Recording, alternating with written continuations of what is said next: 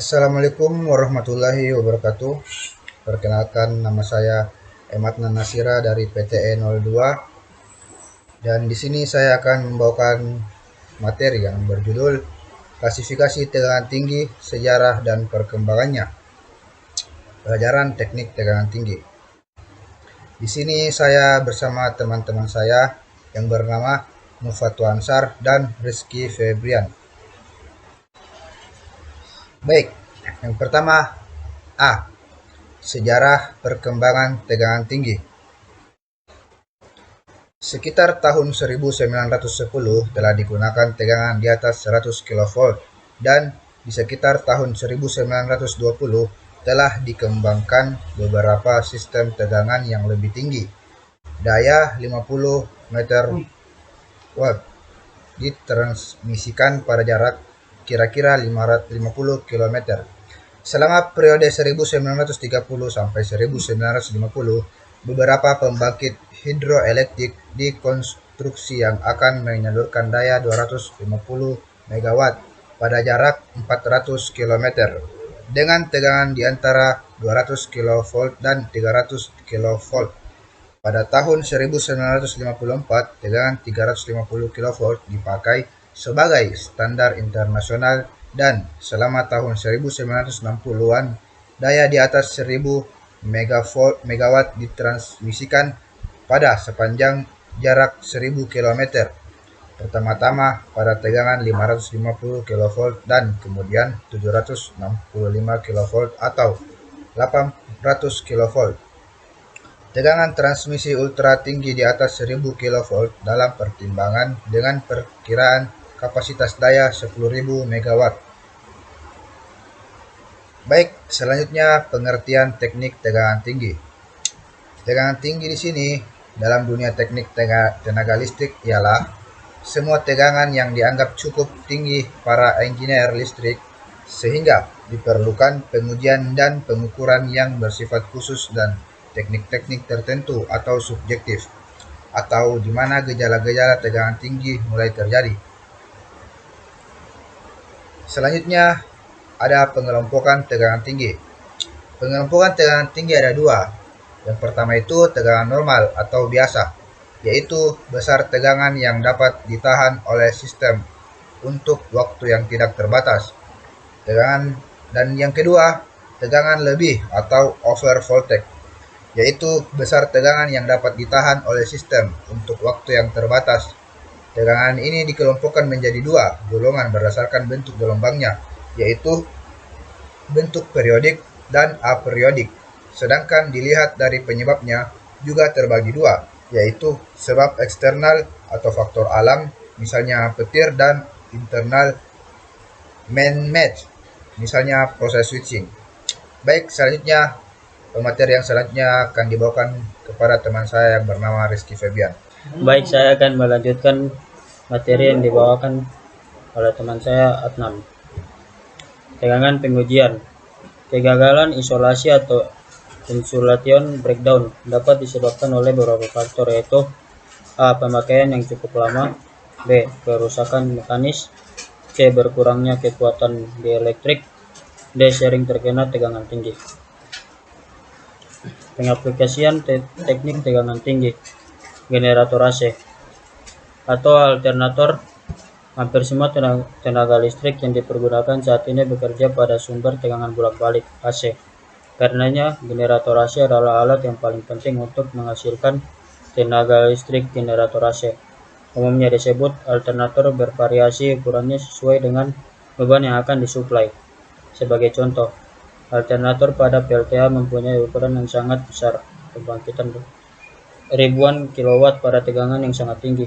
Contoh lainnya adalah alternator di mobil yang sangat kecil, sebagai pengabdiannya beratnya hanya berapa kilogram dan menghasilkan daya sekitar 100 hingga 200 watt, biasanya pada tegangan 12 volt. Rotating armatur alternator.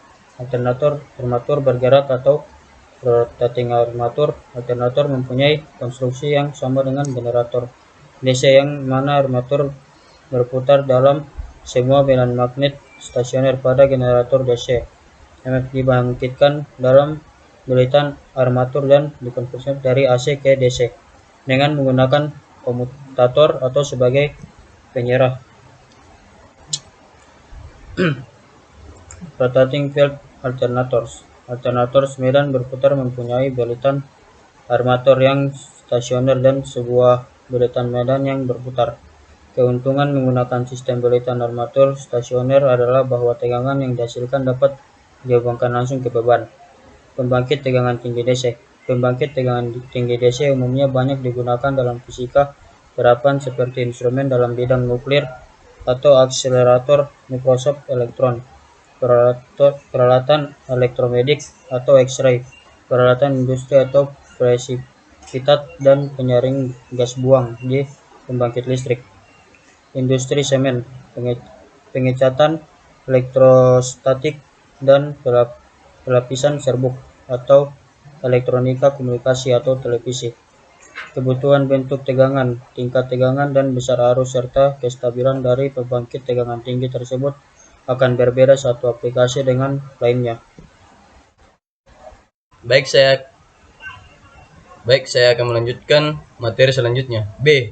Jenis tegangan tinggi. Tegangan sangat rendah. Tegangan berkisar sampai 50 volt.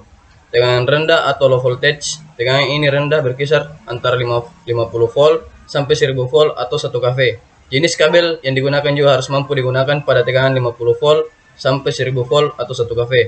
Tegangan menengah atau medium voltage. Tegangan menengah atau MV berkisar 1000 volt atau 1000 kV atau 1 kV, 36.000 volt atau 36 kV. Jenis kabel yang digunakan juga harus mampu digunakan pada tegangan 1 kV sampai 36 kV. Tegangan tinggi high voltage. Tegangan tinggi high voltage berkisar 36 kV atau 1500 volt atau 150 kV. Jenis kabel yang digunakan juga harus mampu digunakan pada tegangan di atas 36 kV sampai 150 kV. Tegangan ultra tinggi atau high ultra voltage. Tegangan ultra tinggi berkisar di atas 750 kV. Jenis kabel yang digunakan juga harus mampu digunakan pada tegangan di atas 750 kV. C. Pembangkit tegangan tinggi DC. Teknologi tegangan tinggi DC atau direct current digunakan untuk beberapa penelitian maupun penemuan serta uji peralatan industri. Tegangan tinggi DC lebih sering ditemukan dan digunakan pada fisika terapan atau akselerator mikroskop elektron, peralatan elektromedik atau X-rays, dan peralatan industri precipitation dan filtering gas buang dari pembangkit thermal dan industri semen. Metode yang paling efisien dari pembangkit tegangan tinggi DC yaitu melalui proses rectification atau penyiarah menggunakan rangkaian voltage multiplier. Tegangan yang dibangkitkan menggunakan rectifier atau penyiarah besarnya tidak pernah konstan. Tegangan yang diuji pada objek mengalami penyimpangan dari nilai rata-rata secara periodik dan penyimpangan tersebut dinamakan ripple.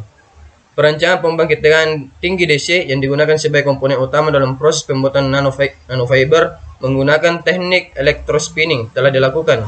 Tujuan dari pembuatan pembangkit tegangan tinggi DC yang bervariasi untuk pembuatan nanofiber dari berbagai bahan dasar. Pembentukan polikarbosilane sebagai bahan dasar nanofiber dengan teknik electrospinning dapat dibentuk dengan pada tegangan 15 kV dan jarak 10 cm. Penggunaan pembangkit tegangan tinggi DC ini menggunakan metode Cockcroft-Walton. Tegangan tinggi DC dapat pula digunakan untuk membangkitkan energi plasma dengan menggunakan tabung reaktor silindris dan pembangkit tegangan tinggi DC yang terdiri. Baik, itulah tadi presentasi dari kelompok saya. Kurang dan lebihnya mohon dimaafkan. Wabillahi taufiq wal hidayah. Wassalamualaikum warahmatullahi wabarakatuh.